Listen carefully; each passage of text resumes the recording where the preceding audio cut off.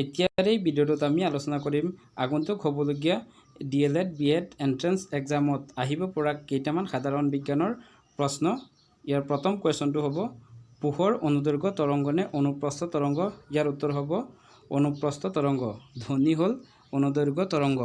2 number question মানুহৰ চকুত কোনটো লেন্স পোৱা যায়? ইয়াৰ উত্তৰ হ'ব উত্তল লেন্স।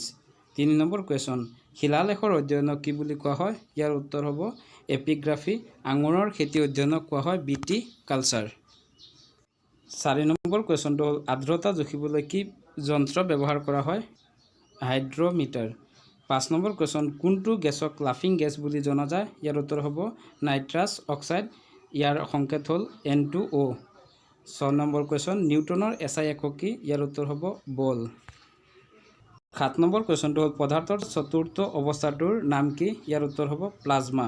প্ৰথমটো হ'ল চলিড অৰ্থাৎ কঠিন, দ্বিতীয়টো হ'ব তৰল, তৃতীয়টো হ'ব গেছীয় আৰু চতুৰ্থটো হ'ব প্লাজমা। 8 নম্বৰ কুৱেশ্যনটো হ'ল আটাইতকৈ সক্ৰিয় ধাতুবিধৰ নাম কি? ইয়াৰ উত্তৰ হ'ব ছ'ডিয়াম। 9 নম্বৰ কুৱেশ্যন ষ্টীল আৰু লোহাত মামৰে নধৰিবৰ বাবে কিহৰ আৱৰণ দিয়া হয়? ইয়াৰ উত্তৰ হ'ব জিংক। আৰু এই জিংক 10টা বন্ড পদ্ধতিৰে দিয়া হয়। 10 নম্বৰ কুৱেশ্যন আটাইতকৈ সৰল অণুটোৰ নাম কি? ইয়াৰ উত্তৰ হ'ব হাইড্ৰজেন।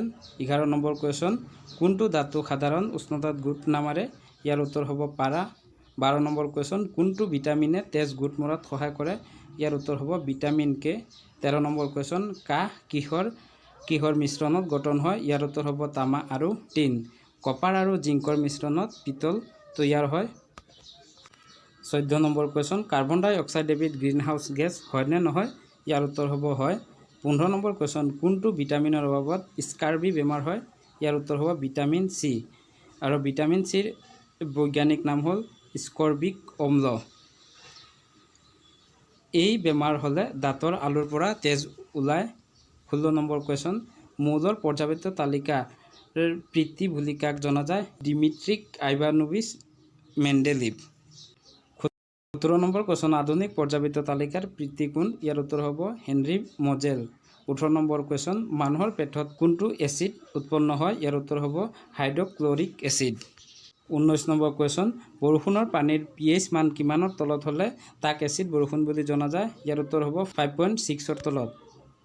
মুখৰ pH মান 5.5ৰ তলত হ'লে দন্ত ক্ষয় হয়। 20 নম্বৰ কুৱেশ্যন কোন গেছ জুই জ্বলাবলৈ প্ৰয়োজন হয়? উত্তৰ হ'ব অক্সিজেন। 21 নম্বৰ কুৱেশ্যন অধাতুবোৰ বিদ্যুতৰ কুপৰিবাহী হয় নে সুপৰিবাহী? ইয়াৰ উত্তৰ হ'ব কুপৰিবাহী। কিন্তু গ্ৰেফাইট এবিধ অধাতু কিন্তু ই বিদ্যুতৰ সুপৰিবাহী। 22 নম্বৰ কুৱেশ্যন কাৰ্বনে গঠন কৰা আটাইতকৈ সৰলতম যৌগটোৰ নাম কি? ইয়াৰ উত্তৰ হ'ব মিথেন। মিথেনৰ আণৱিক সংকেত হ'ল CH4। 23 number question March gas বুলি কোনটো গেছক জনা যায়? ইয়াৰ উত্তৰ হ'ব মিথেন CH4। 24 দূৰত্বৰ আটাইতকৈ ডাঙৰ এককটোৰ নাম কি? ইয়াৰ উত্তৰ হ'ব পাৰছেক।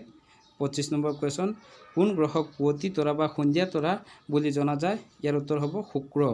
শুক্ৰ গ্ৰহক পৃথিৱীৰ যমজ গ্ৰহ বুলিও জনা যায়। 26 নম্বৰ কুৱেশ্যন সৌৰজগতৰ উজ্জ্বলতম নক্ষত্ৰটোৰ নাম কি? ইয়াৰ উত্তৰ হ'ব চিৰিয়াছ। সূৰ্য এটাও নক্ষত্ৰ।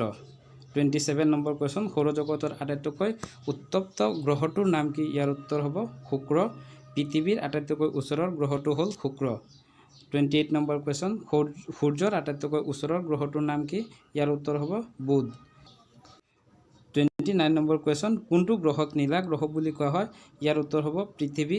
ৰঙা গ্ৰহ বুলি মংগল গ্ৰহক জনা যায়। সেউজীয়া গ্ৰহ হ'ল ইউৰেনাছ। ইউৰেনাছক সেউজীয়া গ্ৰহ বুলিও জনা যায়। 30 নম্বৰ কুৱেশ্যন ভাৰতৰ প্ৰথম মহাকাশচাৰী কোন? ইয়াৰ উত্তৰ হ'ব ৰাকেশ শৰ্মা। তেখেত 1984 চনত সৌজ T11 মহাকাশযানৰ এগৰাকী যাত্ৰী আছিল। 31 নম্বৰ কুৱেশ্যনটো হ'ল ভাৰতৰ দ্বিতীয় মহাকাশচাৰীগৰাকী কোন? তেখেত হ'ল শুভাংশু শুক্লা। ইণ্ডিয়ান এয়াৰ ফ'ৰ্চৰ এগৰাকী পাইলট। তেখেত অক্সিম 4 স্পেচ মিছনৰ জৰিয়তে মহাকাশলৈ উৰা মাৰে। এইখিনি আছিল আজিৰ আলোচনা কৰিবলগীয়া কুৱেশ্যনখিনি। যদি কিবা ভুল হয় তেতিয়াহ'লে ভুলখিনি আঙুলিয়াই দিব বুলি আশা ৰাখিছোঁ। ইয়াৰ পিছৰ আজিৰ কুৱেশ্যনটো হ'ল ভাৰতীয় মূলৰ প্ৰথম মহিলা মহাকাশচাৰীগৰাকী কোন? ইয়াৰ উত্তৰটো কমেণ্ট কৰি দিব বুলি আশা ৰাখিছোঁ। যদি ভিডিঅ'টো ভাল পালে লাইক কমেণ্ট শ্বেয়াৰ কৰিব। ভিডিঅ'টো শেষলৈ চোৱাৰ বাবে ধন্যবাদ।